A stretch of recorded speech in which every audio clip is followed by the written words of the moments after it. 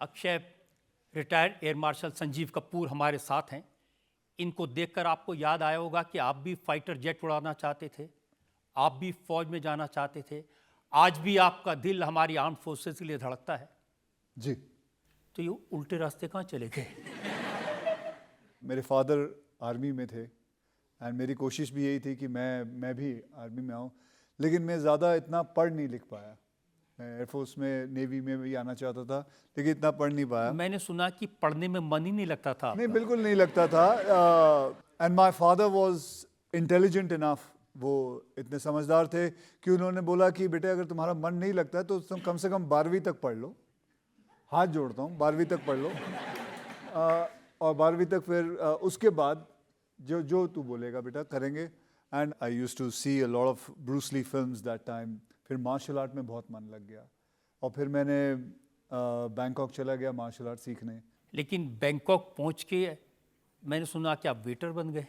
हाँ, मेरे पास और कोई काम था, मिला नहीं मुझे उसके। मैं क्यों, जैसे मैंने आपको बताया, मैं इतना पढ़ा लिखा नहीं था कि मैं और कुछ काम कर सकूं, तो मैं उधर वेटर बना।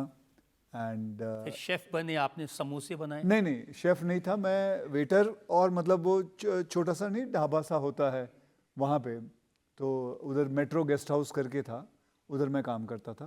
और वहाँ सुबह से लेके शाम तक मैं काम करता था। रात को जाके I use to practice Thai boxing on a street and वहाँ मतलब सीख के फिर सो जाते थे।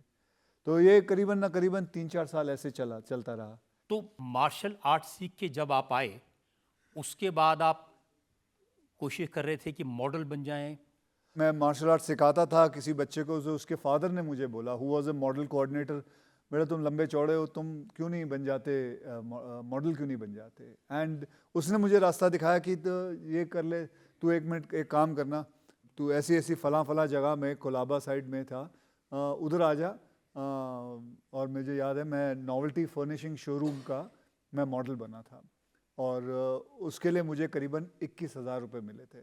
तो मैंने ये देखा कि 2 घंटे मैं एसी रूम में बैठा हूँ, साथ में एक मॉडल आ जाती है जिसका नाम सोनिया था, एंड शी कम्स एंड यहाँ देखना है, फिर वहाँ देखना है, फिर कुर्सी को हाथ लगाना है, फिर उसको देखना है, फिर वो बाजू में आके बैठ गई। ये सब मिला मिलू के 21,000 रुपये मिल गए।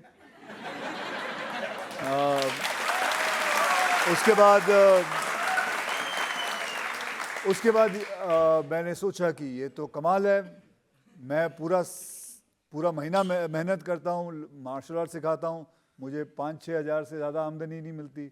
ये 2 घंटे में एसी रूम में बैठ के 21,000 रुपये मिल गए। नहीं, ये नहीं आप बता रहे कि 2 घंटे एसी रूम में बैठ के लड़की को गोदी में बिठाने के केस हो रहे हैं।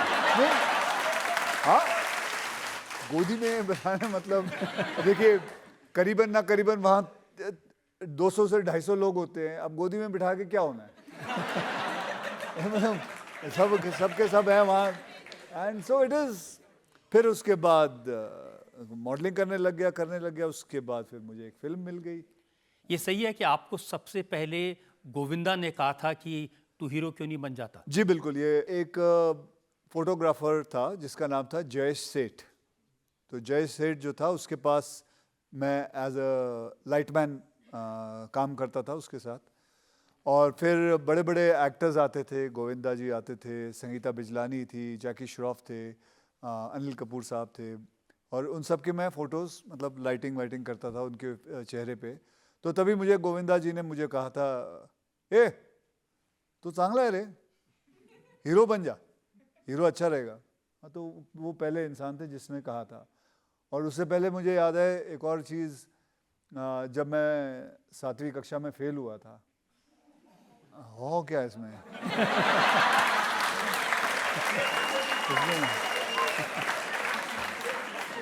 यार हो क्या है, हो गया फेल अभी। एंड सो उसमें फेल हो गया। उसके बाद मेरे फादर ने 2-3 चांटे भी लगा दिए थे। और फिर कहा ज़िंदगी में बेटा तू बनना क्या चाहता है। तब मुंह से ऐसे बात निकल गई, तो मैंने कहा मुझे हीरो बनना है। और जबकि कुछ नहीं था दिमाग में, ऐसे आदमी नहीं कभी यूं बोल जाता है, तो यूं बोल के मैं हट गया। सो सबसे पहले मैंने अपने आप को बोला था मैं हीरो बनूंगा, फिर गोविंदा जी ने बोला था। और ये भी सच है कि आपको एक रैंप पर वॉक करना था, आप टाइम पर नहीं पहुंचे, फ्लाइट मिस कर दी, हाँ। इस वजह से आप फिल्मों में आ पाए? जी बिल्कुल, मैं इस वजह से हुआ क्योंकि मैं बहुत मुझे एक्चुअली गलतफहमी हो गई थी कि मुझे सुबह की फ़्लाइट लेनी थी। मैं समझा कि शाम की लेनी 6 बजे की, तो मैं सुबह रेडी नहीं था। तो उस आदमी ने मेरे को बोला, यू नो, फ़ोन करके बोला था, you are a very unprofessional person that you have not come. मैं बोला सॉरी, मेरे से गलती हो गई, मैं समझा शाम की फ़्लाइट है, नहीं वो, और वो चला गया। और मैं फिर भी, मुझे याद, मोटरसाइकिल लेके गया था, उधर गया एयरपोर्ट पे, तो जब तक फ़्लाइट जा चुकी थी तब बड़ा उदास हुआ था। घर आया था, फिर थोड़ा बहुत रोने जैसा चेहरा हो गया था।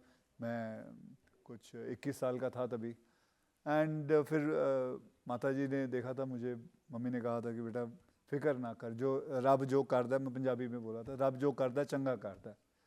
तो फिर उस तो बाद एग्जैक्टली फिर मैं उसी दिन अपनी, मेरे तभी है ना रजत जी, इतनी बड़ी बड़ी फ़ोटोएं लेके जानी पड़ती थी प्रोड्यूसरों के पास, डायरेक्टरों के पास दिखाने के लिए, इतनी बड़ी फ़ोटोज़ लेके जानी पड़ती थी। पोर्टफोलियो जिसे कहते हैं। पोर्टफोलियो जैसे और हाथ में लेके आदमी बस में जा रहा है। और फिर वहाँ गया मैं नटराज स्टूडियो, तो वहाँ घूम रहा था, देख रहा था, प्रोड्यूसरों से मिल रहा था। तब मुझे एक मेकअप मैन जिनका नाम है नरेंद्र दादा, उन्होंने देखा मुझे। वो मिस्टर प्रमोद चक्रवर्ती जी के मेकअप मैन थे। उन्होंने मुझे देखा और कहा, ए तेरे को हीरो बनना है? मैं बोला हाँ बनना है। तो कहता लाओ फ़ोटो लाओ। मैं फ़ोटो दे दिए। तो उसने कहा मैं अभी आता हूँ। तो वो रूम के अंदर चले गए, दादा से मिला, तो दादा को मेरी फ़ोटो दिखाई, तो दादा ने फ़ोटो, शायद उनको अच्छी लगी, और तब मुझे अंदर बुलाया गया। और उसी वक्त दादा ने मुझे 5,000 का एक चेक दिया। मैं रजत जी सच्ची बताता हूँ, देखो आदमी की किस्मत कैसे बदल जाती है। मुझे वो चेक एग्जैक्टली, जो फ़्लाइट मैंने सुबह 6 बजे की पकड़ी, मुझे 6 बजे हाथ में मेरे चेक मिला था, और वो चेक मैंने लिया, और एग्जैक्टली तभी 6 बज गए थे। And I thought to myself, ये एक आई थिंक ऊपर वाले का था कि मुझे ये फ़्लाइट नहीं पकड़नी थी। I had to be unprofessional, and then I got this flight.